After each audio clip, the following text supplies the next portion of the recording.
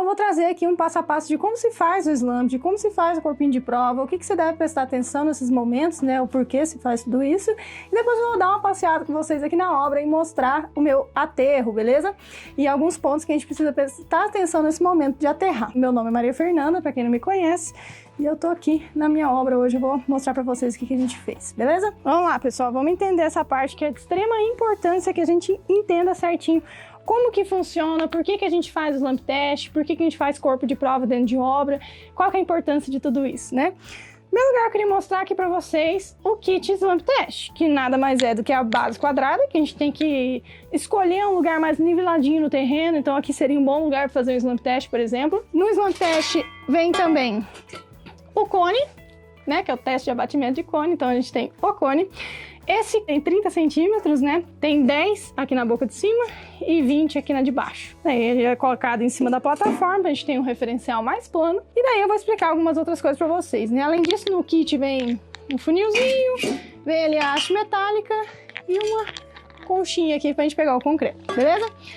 Por que a gente faz slump test? Por que é importante que a gente preste atenção nessa parte? Para que a gente meça a trabalhabilidade do nosso concreto. Como assim? Por que a gente faz isso? No momento aqui, né, o que a gente concretou essa semana, por que eu tô trazendo essas informações para vocês? A gente concretou a laje e foi através de um caminhão betoneira com bombeamento. Então tem as mangotes, tem a bomba estacionária que fica aqui na frente da obra, tem os mangotes que vão levar o concreto até o local a ser concretado, né, que é a laje ali por acaso.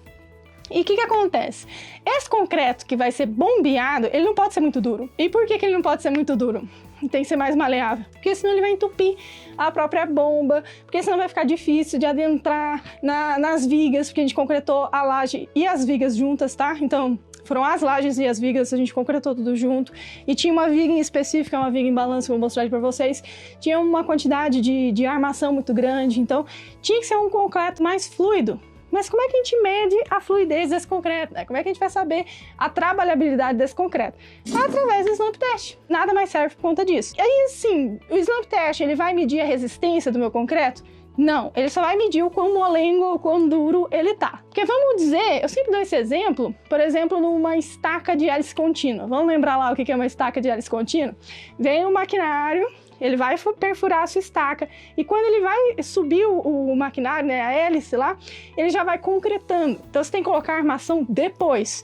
Se o slump, que é o quão mole ele vai estar, o quão duro ele vai estar, não tiver certinho, e esse concreto da hélice contínua ela tem que ser bem fluido, bem macio, bem molengo mesmo, o que acontece? Quando você for colocar a armação depois, se o concreto estiver duro, não há Cristo que coloque a armação lá, tá? Então por isso que é muito importante que a gente saiba realmente qual é a trabalhabilidade do concreto e não confiar 100%, porque por mais que a gente peça, né, na concreteira, na usina de concreto, olha, eu quero um slump de 16 mais ou menos 2, já vou explicar como é que a gente mede isso, que é basicamente medir a altura aqui, mas já vou explicar para vocês certinho. 16 mais ou menos 2 vem da lado da concreteira. Você não pode esperar que venha exatamente dentro das margens, que muitas das vezes não vem. Tá? Às vezes ele vem um pouquinho mais duro, então a gente tem que medir para saber se realmente está na trabalhabilidade que a gente precisa, dependendo do elemento estrutural que a gente está concretando. No caso aqui, lajes e vigas, beleza? Então vamos lá. Chegou meu caminhão betoneira, você vai tirar uma amostra desse concreto, vai misturar bem, tá? No carrinho, no balde, enfim, onde você escolheu para tirar uma amostra maior e vai trazer aqui perto do seu kit de slump. O que você vai fazer? Você vai pisar, tá vendo que tem umas abinhas aqui, ó? Né? Tem umas aletas assim aqui, você vai pisar para garantir que ele esteja bem preso ali na base quadrada e você vai pegar lá o concreto, né, com a conchinha bonitinho e vai preencher o primeiro terço. Você vai imaginar 3 terços aqui nesse cone e você vai encher o primeiro terço apenas. E daí você vai pegar a haste metálica de 60 centímetros e você vai golpear esse concreto aqui 25 vezes. E por que eu tenho que golpear esse concreto e por que 25 vezes? Isso tudo está em norma, para que a gente consiga ter, vamos dizer assim, os golpes seriam como se fosse o vibrar o concreto. Então, para que a gente tenha um parâmetro, uma base, para que sempre você faça o slump de maneira igual, para que você realmente consiga medir de um slump test para outro slump test que sejam parâmetros iguais, porque se você faz de uma vez, você golpeia ele com mais vezes, vamos dizer assim, ao invés de 25, você golpeou 40 vezes. Se ao invés de golpear 40 vezes para ter o mesmo parâmetro, você golpeou 10, enfim, seria basicamente isso. E se golpear demais também, o concreto, né, como ele serve como se fosse o vibrar, o concreto, a parte de golpear com a haste, então você poderia estar até vibrando ele excessivamente. Então, é por norma, existe esse padrão, então tem que ser obedecido para que você faça um teste que seja realmente fidedigno ao concreto que tá vindo. Beleza? Preencheu o primeiro terço, golpeou 25 vezes. Aí você vai lá, coloca mais concreto, até preencher mais ou menos o segundo terço, né? Que vai ser mais ou menos por aqui. Golpeia mais 25 vezes. Aí você coloca mais. Gente, ó. Esqueci de mostrar, mas isso aqui é bem útil na hora do encher. Que é um funilzinho, tá? Ai, Maria, o meu kit Slump não veio com funil, perdi o funil, quebrou o funil. Não tem problema, tá, gente? É só pra não desperdiçar concreto, não ficar caindo concreto na tua calça, na sua botina, enfim, seria basicamente isso. Então, você tem um funilzinho, te auxilia a colocar ali dentro. Se não tiver o funil, não é que seu Slump Test vai estar errado. Beleza, preencheu inteiro, fez os 25 golpes. Aí você tira o excesso, né, de concreto que vai estar aqui em cima. Perdi o funil. Tira com a haste, tá? Tirou ali o excesso que tá com a haste. Aí o que você vai fazer? Você tem que desformar isso daqui para que ele deforme e para você saber quantos centímetros ele deformou, tá? Que esse seria os centímetros que a gente tem de parâmetro do teste de abatimento de cone. Então, você pega nessas aletinhas aqui de cima e você puxa ele verticalmente. Tomando cuidado de não ficar fazendo assim, porque senão você vai acabar tombando a sua amostra, né? O que a gente quer é que ela deforme ali bonitinha vertical, tá? Tá aqui a nossa geleca de concreto, né? A gente vai pôr a nossa referência, que é o nosso cone. Se essa amostra de concreto fosse totalmente dura, como o nosso cone ele tem 30 centímetros de altura, ela teria os 30 centímetros, certo? Vocês concordam comigo? Então, como a amostra ela não vai ser totalmente dura, o que vai acontecer? Ela vai dar uma desmanchada aqui, né? Então, você coloca a haste metálica aqui para ter uma referência e você vai medir o quanto que essa amostra de concreto desceu desses 30 centímetros. Então, por exemplo, 16 mais ou menos 2, o que significa? Que é o que a gente colocou aqui, né, de concreto. São 16 centímetros, tá? De diferença em relação à haste metálica aqui. E o que é um mais ou menos 2? É uma margem. Então, quer dizer que o meu concreto ele vai estar ok para ser bombeado, né, de acordo com o projeto do calculista, do engenheiro calculista, se ele tiver entre 14 e 18 centímetros, tá? Essa diferença aqui entre a amostra de concreto e a haste metálica que vai estar aqui em cima. Então, quanto menor o slump, isso mais próximo ele vai estar ali dos 30 centímetros, mais duro ele vai estar. Quanto maior o slump, isso quer dizer que ele desceu bastante, mais molengo ele vai estar. Então, por exemplo, né, voltando para aquele caso de uma hélice contínua, normalmente se trabalha em um concreto de 24, mais ou menos 2. Então, você, tirando o cone aqui, a amostra de concreto ela desce bastante. Então, seria basicamente isso, o nosso teste de abatimento de cone. Maria, mas se eu quero saber a resistência do meu concreto, para saber se ele chegou realmente aos 25 MPa, 30 MPa, que o engenheiro calculista calculou desse concreto dentro da minha obra, o que eu tenho que fazer? Corpinhos de prova. Você tem que mandar romper esses corpinhos de prova. E nós temos as amostras aqui atrás. Ó. Esses são os moldes, são de 10, base 10, né, 10 de diâmetro por 20 de altura. Existem moldes diferentes. Para moldes diferentes, as regras são outras. Daí você teria que olhar na norma como é que é a regra do molde diferente desse, tá? Então, para os moldes 10 por 20, que é o que eu trabalho, que é o mais comumente trabalhado, eu vou mostrar aqui para vocês como que vocês fazem isso, beleza?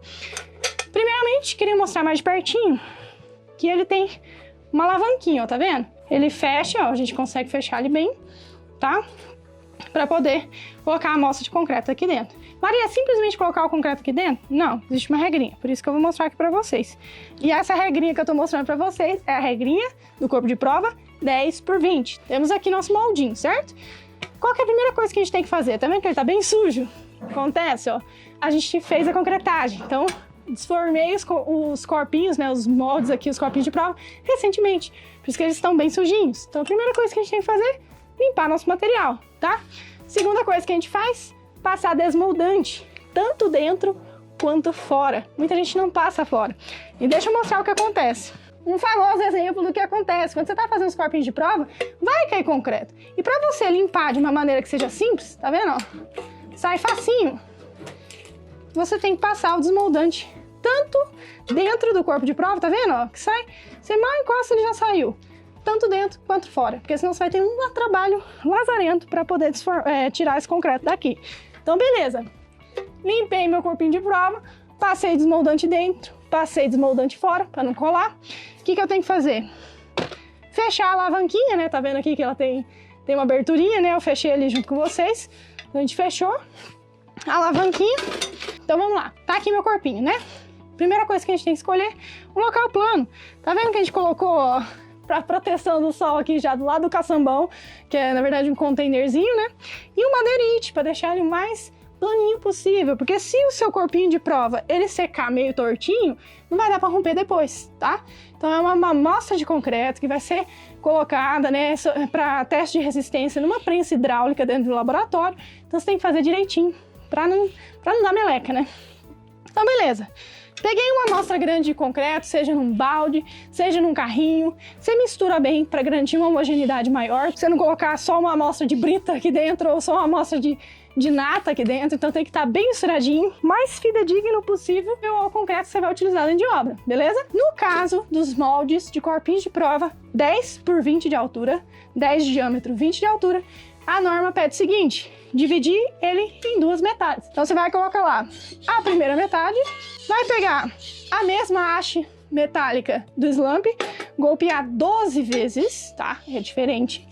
Vai colocar o resto do concreto no corpinho de prova, vai golpear mais 12 vezes. Maria, depois que eu coloquei o concreto ali e depois de golpear, ele desceu e faltou um pedaço. Posso completar? Não, descarta e começa de novo, tá? Por isso que é até bom a gente colocar o funilzinho, porque daí você põe concreto sobrando aqui, golpeia as 12 vezes, tira o excesso, que daí você vai ter o seu moldezinho de corpo de prova bem completinho, vamos dizer assim. E abrigar eles longe do sol, tá? Vamos pensar como sendo que nem, a gente tem que ter a nossa proteção depois que a gente concreta a laje, de ir molhando a laje nos primeiros 7 dias, certo? E principalmente nos primeiros dias. Então, aqui seria a mesma coisa, a gente tem que cuidar desse concreto. Se ficar lá exposto no solzão, ele vai acabar perdendo mais água do que deveria, beleza? Então, seriam essas as indicações. Maria, quando eu vou fazer um kit de corpo de prova, quantos corpos de prova eu preciso tirar? Por norma, são 4. Uma prova e uma contraprova para romper depois de 7 dias concretado, e uma prova e uma contraprova para romper depois de 28 dias, que é o tempo total de cura, para a gente saber se realmente chegou na resistência. Maria, o que você faz na tua obra? Normalmente a gente faz de 7, 14 e 28 dias. Por que você rompe com 14 dias também, Maria? Porque dependendo da resistência que ele já alcançar, eu já posso ir tirando as escoras. Então daí já vai adiantando o serviço. Por isso que a gente faz dessa forma. Maria, quanto de escora que eu posso tirar? Vai depender do projeto da sua laje. Então eu não posso chegar aqui e falar para você que você já pode tirar X%. Vai depender muito do projeto da sua laje em si. Seu engenheiro calculista vai ter que responder essa para você, eu não consigo. Então, fechou essa parte aqui. Vou andar com vocês um pouquinho na obra. Vou mostrar as lajes e as vigas que foram concretadas. Então aqui a gente já consegue ver o tratorzinho concha, que é o que estava auxiliando aqui na colocação do solo, né, para aterro. E tudo isso aqui, pessoal, é um buracão, ó, tá vendo? Era igual ali. Então toda essa parte aqui da frente foi aterrada, ó. Então o que a gente tem que prestar atenção primeiramente no aterro? A gente tem que escolher bons solos pra gente colocar, para facilitar, né, para ter uma boa compactação do nosso solo. E que eu quero mostrar para vocês que é bastante utilizado e que é bacana vocês saberem que é um teste simples, que se não for fazer em laboratório, obviamente que não substitui o teste de laboratório isso daqui, mas é um teste simples e que é bacana de fazer, que é o teste da bolinha. Você saber o ponto de compactação do seu solo, se ele vai ficar bom ou não, que é um testezinho de umidade. Obviamente que não substitui os testes dentro de laboratório, que daí você faz certinho, bonitinho, para alcançar o teor de umidade ideal para a compactação do seu solo, mas para obras pequenas, residencial, por exemplo, não tem problema você fazer esse testezinho que eu vou mostrar para vocês, tá? Até porque a gente preza, né, por escolher aí um solo mais avermelhado, né, que a gente sabe que vai ter uma maior coesão, beleza? Então eu vou fazer aqui o testezinho junto com vocês. O que é esse teste? É o teste da bolinha. Quando você consegue fazer uma bolinha na mão, que ela não desmanche, esse é um ponto bom para compactação, tá? Então tá aqui, ó. A gente consegue fazer uma bolinha, beleza? Se tivesse lamacento demais, tipo, melecando muito a minha mão, isso quer dizer que o solo tá muito aguado. E daí pode ser uma compactação não muito boa, tá? E se estiver esfarelento, se você não conseguir fazer a bolinha, ele vai estar seco demais. E quando tá seco, a gente até consegue resolver na obra, que é molhar um pouquinho para poder compactar. Se não, a gente tem que esperar secar um pouco para poder compactar, a gente ter uma compactação melhor do nosso solo. Então, o que a gente aprontou aqui? Tá vendo que toda essa parte que está sendo aterrada até chegar naquele contorno ali da viga? Já vou explicar o porquê da lona. Nós temos o solo, né? Escolheu um solo mais avermelhadinho possível, mais parecido aqui, ó, tá vendo que lá embaixo ele é mais vermelho ainda, que esse é o solo natural do nosso terreno, né? Aquele é um pouquinho mais alaranjado, mas ainda assim é coeso, né? E conseguiu fazer a bolinha. O que eu tenho para dizer para vocês? A compactação, de acordo com o DENIT, ela tem que ser feita de 30 em 30 centímetros e nas últimas camadas de 20 em 20. Isso se você tem um maquinário pesado para ficar passeando por cima. Então, um trator concha, uma retroescavadeira, acho que o Bobcat até pode ser também, que ele tem um pezinho considerável, passeando ali nessas camadas para poder compactar. Quando você tá com o sapinho, melhor que sejam camadinhas menores, tá? De 15 em 15 centímetros, você vai colocando aí o solo e vai sapeando, beleza? Maria, e por que dessa lona? Muita gente me perguntou da lona, tá vendo? Que a lona tá em volta de toda a parte que foi aterrada aqui da casa. Tá vendo que a gente tem um aterro aqui, obviamente, que tá encostado nesse muro ali?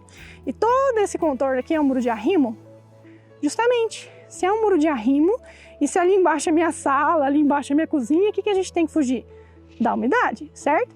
Então, o que a gente fez aqui para poder fugir da umidade? Logo ali no muro de arrimo a gente rebocou. O que a gente fez para garantir a impermeabilização desses muros de arrimo para não entrar a umidade do solo, já que ele vai estar em contato, porque é um aterro. A gente rebocou o muro de arrimo com Rebotec. O que é o Rebotec? Ele é um impermeabilizante hidrofugante que você coloca na massa do reboco, no momento que ele está batendo lá na betoneira. Então, está batendo lá na betoneira o seu concreto, certo? Então, você coloca o Rebotec lá junto e ele consegue fazer, ele é um material hidrofugante, consegue fazer uma impermeabilização rígida, mas é uma boa impermeabilização. Então, a gente colocou esse reboco ali. Foi só isso, Maria? Não. Depois do reboco, a gente passou em cima do reboco com hidrofugante, a gente passou a argamassa Via Plus Top, da Viapol. É a argamassa polimérica Via Plus Top, que é uma argamassa de impermeabilização semiflexível, tá? Que ela justamente vai fazer essa impermeabilização desse muro de arrimo. Ali, ó, temos uma caixa aqui. Só a caixinha. Que ela mistura, tem dois componentes nela. Tem a parte do cimento em si, e ela mistura com outro componente e vira aí um impermeabilizante semiflexível, beleza? E por que semiflexível? Por que impermeabilizante rígido, etc. O semiflexível, rígido, ele é bom para ser utilizado nesses locais que não vai ter acesso ao sol, que não vai ter uma dilatação, sabe? Então, por exemplo, aquele impermeabilizante lá embaixo, ó, vamos ver se a gente consegue enxergar. Pronto. Tá vendo lá embaixo, ó, nas primeiras fiadas de parede? Aquele é um impermeabilizante, né, com emulsão asfáltica, que ele é flexível. Por quê? Porque ele vai ter contato direto com dilatação, né? Porque vai bater sol, sombra, enfim, ele vai dilatar. Então é melhor que tenha um impermeabilizante flexível nas primeiras fiadas ali de alvenaria. Agora, como ele vai estar aterrado, né, não vai ter esse problema. Por isso que a gente colocou a argamassa polimérica, que daí é um impermeabilizante semiflexível. E além da argamassa polimérica, a gente colocou a lona. Criou esses 3 métodos aí combinados para fazer essa parte da nossa impermeabilização. Beleza, pessoal? E outra coisa que eu quero só atentar aqui, né? Toda vez que a gente começa a ter as nossas esperas aí de armação, etc., começa a aparecer, a gente tem que prezar pela segurança, tem que começar a colocar os tomatinhos, né, os ponteirinhos aí na ponta das nossas armações, beleza? Bom, pessoal, acho que pra hoje era basicamente isso que eu queria mostrar pra vocês. Ó, aqui tá a laje concretada, né, que eu falei pra vocês, algumas vigas, um pedacinho de laje, aqui tem outro pedaço de laje, e lá tem mais um tanto de laje, beleza? Mas seriam esses os principais serviços que a gente fez durante essa semana. Foram concretários das lajes das vigas e um aterro em si. Espero vocês eu mostrar aí o andamento do que a gente aprontou na obra, beleza? E para quem tá me assistindo pelo YouTube, vão aguardando aí pelos novos episódios de acompanhamento de obra. E se tiver alguma dúvida, qualquer coisa, é só me chamar, colocar nos comentários que eu ajudo vocês, ok? Então é isso. Um beijo para vocês. Até o próximo episódio. Até!